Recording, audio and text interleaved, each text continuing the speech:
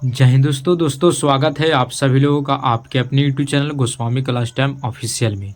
दोस्तों उम्मीद करेंगे कि आप लोग बढ़िया होंगे, मस्त होंगे, स्वस्थ होंगे और अपने पढ़ाई में अच्छे तरीक़ा से व्यस्त होंगे। तो दोस्तों आज की इस वीडियो में हम लोग जानेंगे कि आयत यानी आयत किसे कहते हैं और आयत से संबंधित जितने भी फार्मूला होते हैं उस सारा फार्मूला को जो दोस्तों हम इस वीडियो में बताने वाले हैं। ठीक है दोस्तों, तो दोस्तों अगर आप भी आयत के बारे में कुछ नहीं जानते हैं तो आपके लिए वीडियो बहुत ही महत्वपूर्ण है, क्योंकि आयत से संबंधित जितने भी सूत्र हुए या कंसेप्ट हुए सारा जो है दोस्तों हम इस वीडियो में बताने वाले हैं। ठीक है, तो आप शुरू से अंत तक इस वीडियो को देख लीजिएगा तो आपको आयत से संबंधित कितनों कोई भी सवाल अगर आपसे पूछेगा, चाहे सूत्र से लेकर सवाल पूछे चाहे और कुछ भी सवाल पूछेगा तो आप आसानी से बता दीजिएगा। ठीक है, तो चलिए इस वीडियो को शुरू करते हैं। दोस्तों सबसे पहले जान लेते हैं कि आयत किसे कहते हैं, यानी आयत की परिभाषा। ठीक है, तो याद रखिएगा कि आयत वह चतुर्भुज है जिसकी आमने सामने की भुजाएं आपस में बराबर होते हैं, उसे आयत कहते हैं। यानी आयत एक चतुर्भुज, चतुर्भुज के मतलब जो चार गो भुजा होता है। ठीक है, चार गो कोण होता है। ठीक है दोस्तों, जिसकी आमने सामने की भुजा आपस में बराबर, जैसे कि मान लिया जाए कि ए बी जो भुजा है, ए बी भुजा के सामने कौन है तो सी डी भुजा है, तो ए बी जितना होगा उतना सी डी होगा। ठीक है, यानी ए बी मान लेते हैं कि 5 सेंटीमीटर होगा तो सी डी भी क्या सेंटीमीटर होगा 5 सेंटीमीटर। क्यों होगा, क्योंकि जितना ए बी होता है उतना सी डी होता है। ठीक है दोस्तों, अगर मान लिया जाए कि ए सी जितना होगा तो ए सी के बराबर कौन बराबर भुजा कौन है तो ये है बी डी। ठीक है, तो जितना ए सी होगा उतना बी डी होगा। ठीक है दोस्तों, तो इसी को हम लोग क्या कहेंगे आयत कहेंगे, यानी आमने सामने की भुजाएं आपस में बराबर होना चाहिए तब जाके क्या कहेंगे तो आयत कहेंगे। ठीक है दोस्तों, अब हम लोग आयत के कुछ विशेष से ज्ञान जान लेते हैं।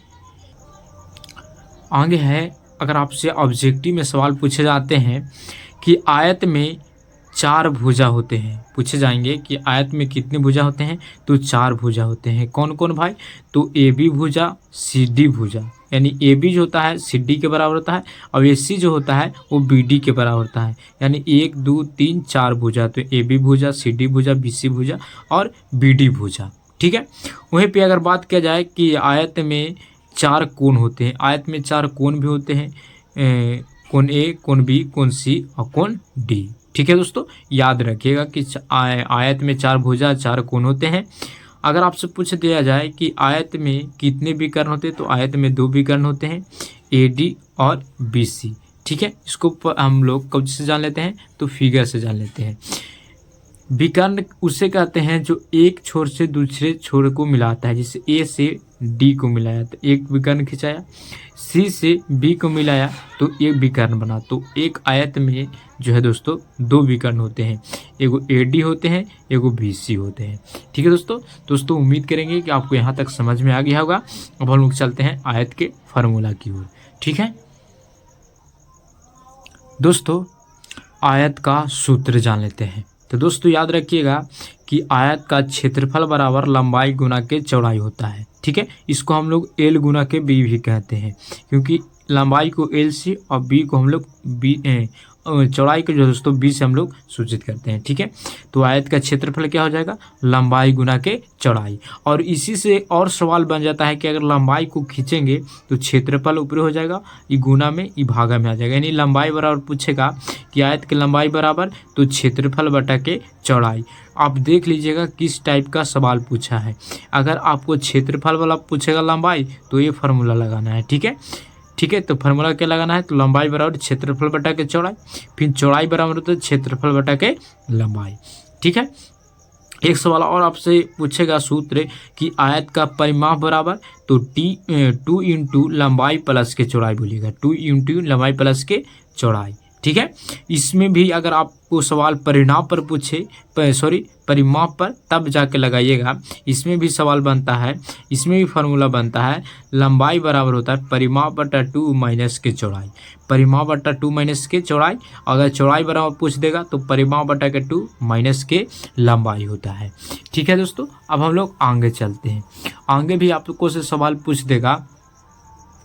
क्या सवाल पूछेगा, सवाल पूछेगा तीसरा फार्मूला पर सवाल पूछेगा कि आयत का विकर्ण बराबर, तो रूट अंडर लंबाई स्क्वायर प्लस के चौड़ाई स्क्वायर। ठीक है, अगर हम लंबाई को खींचेंगे तो विकर्ण सेटेगा और प्लस में रहेगा तो माइनस हो जाएगा, यानी रूट अंडर विकर्ण स्क्वायर माइनस के चौड़ाई स्क्वायर। ठीक है, अगर चौड़ाई खींचेंगे तो रूट अंडर विकर्ण स्क्वायर माइनस के लंबाई स्क्वायर।